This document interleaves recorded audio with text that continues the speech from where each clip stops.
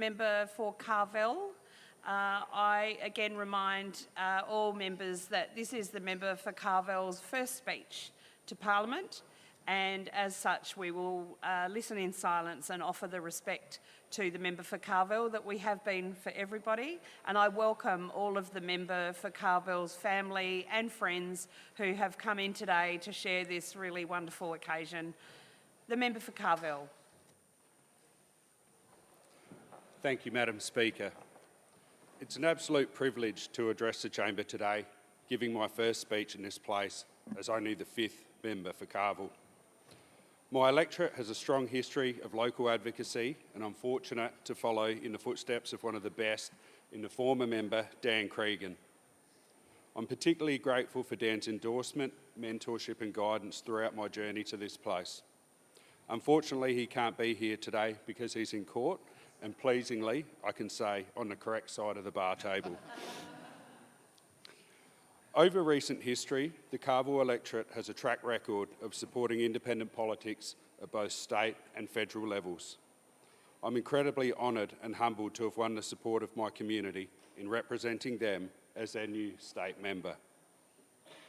Over the coming term, my ambition is to continue the legacy that my predecessor Dan and also that of current federal member Rebecca Sharkey is in being accessible, present and connected to my community and being a strong independent voice for the electorate. The Carville community sits on the fringes of metropolitan Adelaide in the beautiful Adelaide Hills. At the heart of the electorate is one of the largest and fastest growing towns in our state, Mount Barker. The electorate is, however, largely rural, covering approximately 330 square kilometres, including the townships of Littlehampton, Nan, Brakunga and Dorsley, and continuing to span further north, encompassing the historically significant town of Lobethal, as well as near neighbouring towns Woodside and Charleston. While Mount Barker continues to develop at pace, with a changing demographic attracting many new families, the smaller towns in the electorate are growing at a more moderate rate, largely retaining their historical country charm and strong community connection. These are towns where kids walk from their homes to and from school each day, neighbours regularly talk over fences, and people come together to socialise and engage through active local community groups. The Adelaide Hills is a great place to live, and I've had the good fortune over the years in getting to know my community intimately. One of the things that stands out to me are the many people, groups and individuals who are at the heart of our community who genuinely contribute to the fabric of what makes it a fantastic place to live.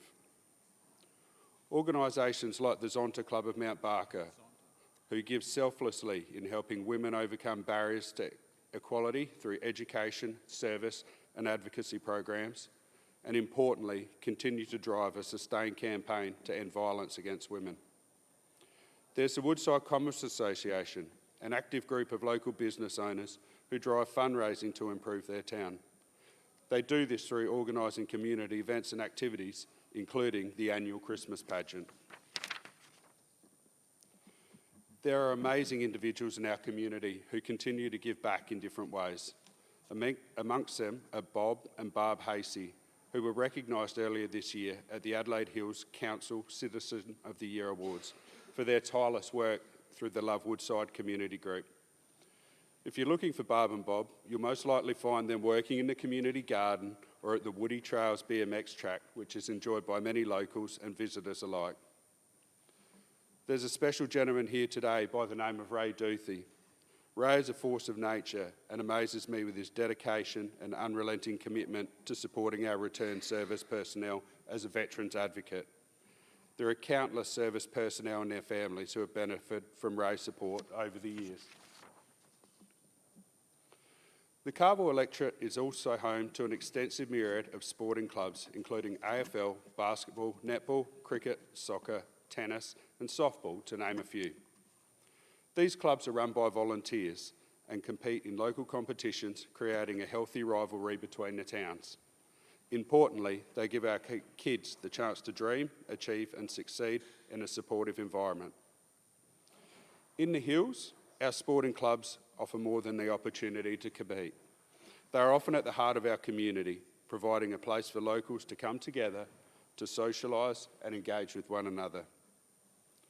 We are blessed to have volunteers across our community who selflessly contribute to the community through various organisations, including Meals on Wheels, the Country Fire Service, State Emergency Services, Lions, Rotary, school groups, the RSL, and community and residents associations. My wife Kylie and I have happily lived in Mount Barker for more than 20 years, a place where we are raising our two now teenage sons, Harry and Ollie. Although neither Kylie or I grew up in the hills, my parents are originally from the region, which provided us with an instant community network and an even better understanding of just how large the extended Schultz family is. Dad's job at the then known Highways Department saw my parents follow his work to Murray Bridge as the newly developing freeway pushed its path southeast of Adelaide. I grew up in a family where Mum and Dad both worked, the middle of 3 children with an older brother and younger sister who's here today. My reflection of growing up is that life seemed simpler, revolving around school, sport, church and family engagements. Growing up, we always had what we needed and were blessed to have been provided with the best possible foundation to succeed, as our parents instilled in us strong values, including consideration for others, a high work ethic and connection to community being at the heart of what was important to our family. Murray Bridge was an interesting place to grow up, and mainly because the town had a socially diverse mix of people who were in regular and close proximity to each other. The area where we lived was predominantly housing trust homes, and many of the people living around us sat socially and financially on the margins. I'm conscious that growing up in this environment strongly shaped me as the person I am today. Seeing people live in genuine hardships makes you grateful for what you have, rather than what you don't, and this is something that has never left me. I'm grateful that we were instilled with a clear message from our parents that we're in control of our own futures and anything was possible if you were prepared to work hard enough for it. I have fond memories growing up in the country town, and particularly the opportunities it presented in daily life, but also through the quality people who helped support and guide me through my formative years. That includes my Year 12 PE teacher, Nick Joy, who's here in the gallery today. Like many country kids, after finishing school, I immediately moved to Adelaide and relished the opportunity of my newfound independence. I didn't know what I wanted to do when I left school, but I needed to find a way to pay my rent and put my mum's mind at ease, and so I committed to an administrative traineeship at TAFE. For a relatively young person, it turned out to be a life-changing experience where I was exposed to people who were re-entering formal education studies. Within the cohort, there was one particular group of students that piqued my interest.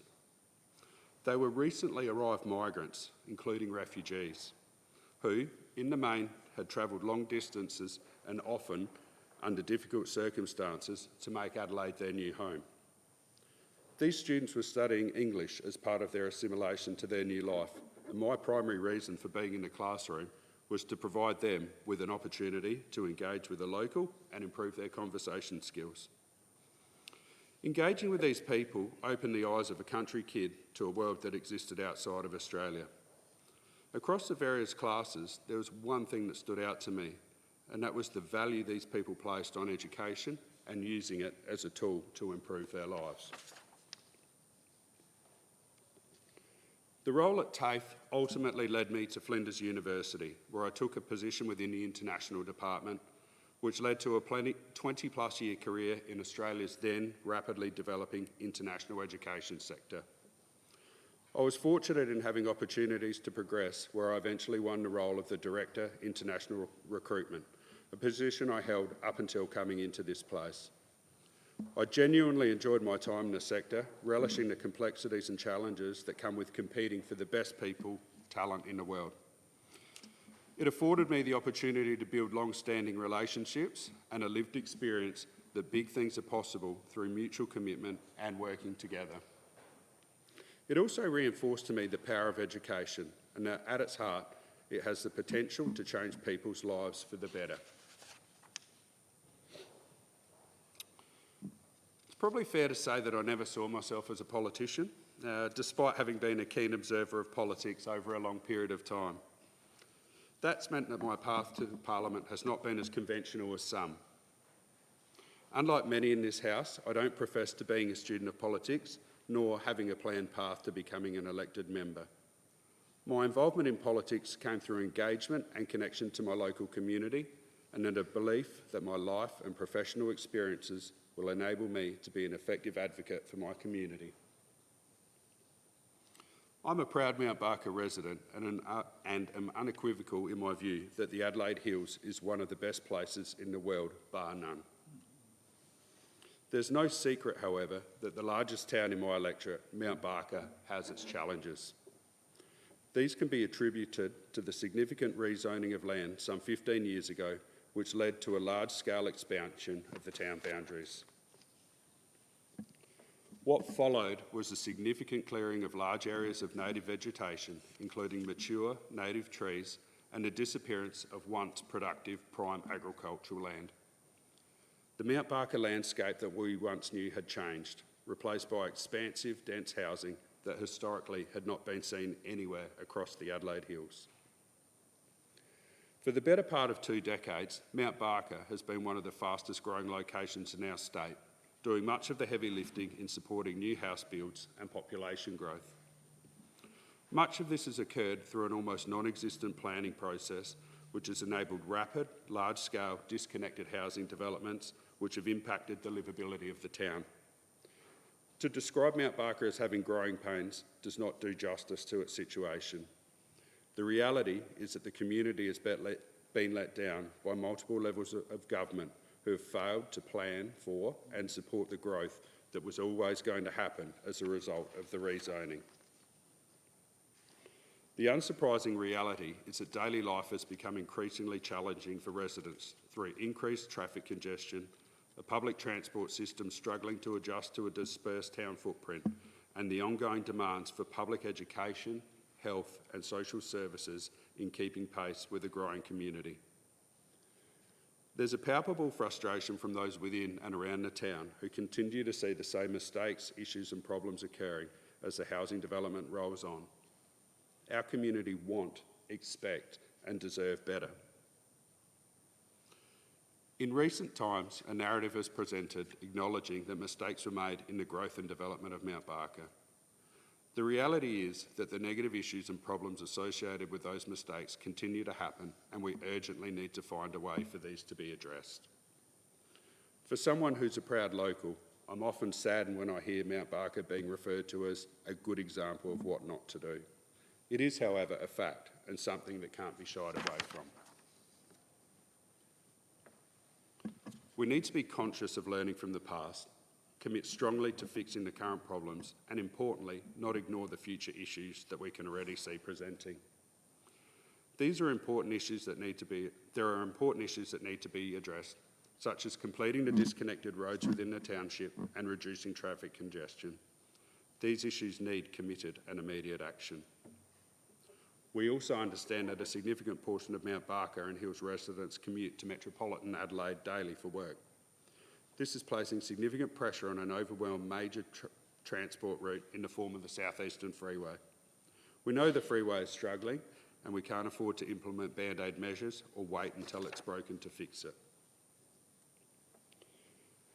Outside of Mount Barker, my community has expressed a strong want to preserve the unique qualities of their townships and surrounding areas. Their hope is that the town boundaries are not expanded and developments within them adequately consider the local environment and sense of place. Many people who live within the hills have long-standing ties and family history in the region. They have strong connections to their towns and communities and value the opportunity of being consulted when opportunities and changes present. This is currently relevant with the federal government making the decision to close and divest the Woodside Barracks, which have been connected to the town for almost 100 years. People in the local community have a direct and inherent connection to this facility and a genuine interest in what becomes of it. The space and facility provides a generational opportunity for the town, and I know the community has a sense of optimism of what it could become. Despite the challenges, the Carville community has a positive resolve and understands that development and growth is a good thing for our region, providing it's done in a sensible and considered way. Our local community will embrace the opportunities that sustainable and planned growth can bring. They will welcome the chance to build new businesses, to see new education opportunities open, to showcase our unique tourism opportunities, to grow our local community groups, and importantly, grow local employment. However, to move forward, we have to acknowledge that we haven't always got things right. We need to work to address the historical issues, make the necessary changes to manage our current situation, and anticipate and act to the challenges that will present in the future. We must find the best balance between housing growth, infrastructure development, services, and the environment to maintain the livability of our region. This should not just be an ambiguous statement. It has to be a fundamental principle guiding the future growth of our community to ensure the Adelaide Hills remains a great place to live. I'd like to give my sincere gratitude and thanks to my family, friends and former colleagues who have helped me to get where I am today. This especially extends to the volunteers that helped throughout the pre-poll and on election day. Thank you. There are many in the gallery here today who have given me their unconditional support, and for that I'm truly grateful. The fact that you are here again today means a lot to me. To my boys, Harry and Ollie, you're great kids and turning into great adults. Mum and I are very proud of you. Thanks for the sacrifices you made during my campaign. We'll definitely make it up to you.